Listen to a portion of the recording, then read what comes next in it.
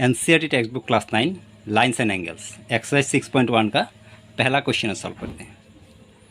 Question है, in the given figure lines A B and C D intersect at O if angle A O C plus angle B O E equal 70 degree and angle B O D equal 40 degree, find angle B O E and reflex angle C O E.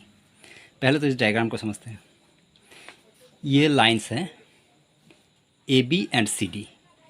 A B and C D एक दूसरे को intersect करता है at the point ओ, और intersect करने पे ये जो एंगल क्रिएट हुआ, इन एंगल्स का value angle A O C यानी कि ये वाला angle and angle B O E, ये दोनों एंगल को ऐड करने से दोनों एंगल का टोटल सम है 70 डिग्री।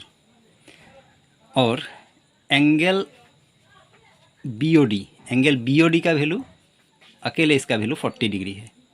तो फिर हमको फाइंड करना है angle B O E and reflex angle C O E, यानी कि एंगल सी ओ ई फाइंड करके उसको 360 से माइनस करने से तब उसका रिफ्लेक्स एंगल निकलेगा। तो पहले हमको लिखना है गिवन।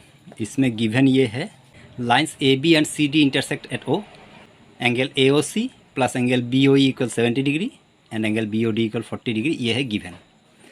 और अब लिखना है टू फाइंड। टू फाइंड क्या फाइंड करना है हमें? Angle B O E and reflex angle C O E, ये दोनों हमको फाइंड करना है। अब इसके सॉल्यूशन पे चलते हैं।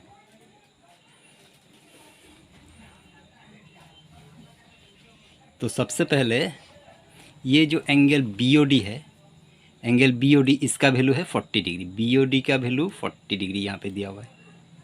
अगर देखा जाए तो angle B O D and angle A O C, ये दोनों वर्टिकली ऑपोजिट एंगल है। और क्योंकि वर्टिकली ऑपोजिट एंगल हमेशा इक्वल होता है, तो फिर ए ओ सी का वैल्यू भी 40 डिग्री होगा।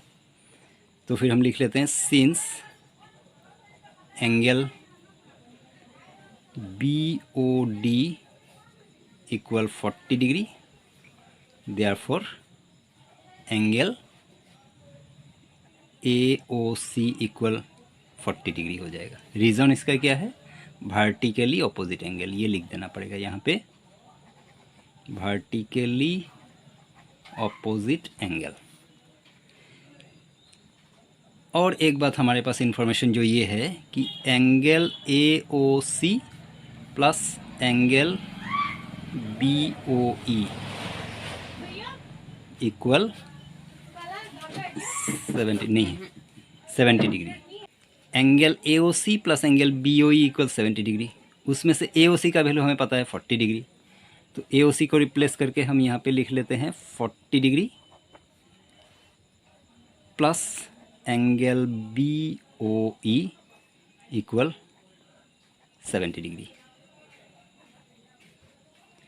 Angle B O E equal 70 degree, ये 40 डिग्री इधर के माइनस हो जाएगा, माइनस 40 डिग्री, यानी कि angle B O E equal 70 minus 40 30 degree.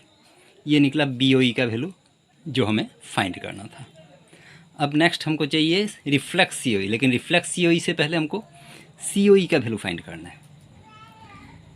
तो सी ओ ई का वैल्यू इस तरह से फाइंड हो जाएगा, यहाँ पे क्योंकि ये एक लाइन के ऊपर ये तीनों एंगल है, तो फिर ये तीनों एंगल प्लस करने से इसका वैल्यू हो जाएगा 180 डिग्री। तो फिर हम उसी तरह से इसको लिखते हैं, angle A O C plus angle C O E plus angle B O E equal 180 degree. अब इसमें से ए O C plus B O ई का वैल्यू हमारे पास है, जो कि गिवन है already 70 degree, plus angle C O E equal 180 degree. तो फिर angle C O E equal 180 degree minus 70 degree, इधर के माइनस हो जाएगा, minus 70 degree. Angle C O E equal 180 minus 70 110 degree. अगर सी ओ ई का वैल्यू 110 निकला तो फिर रिफ्लेक्स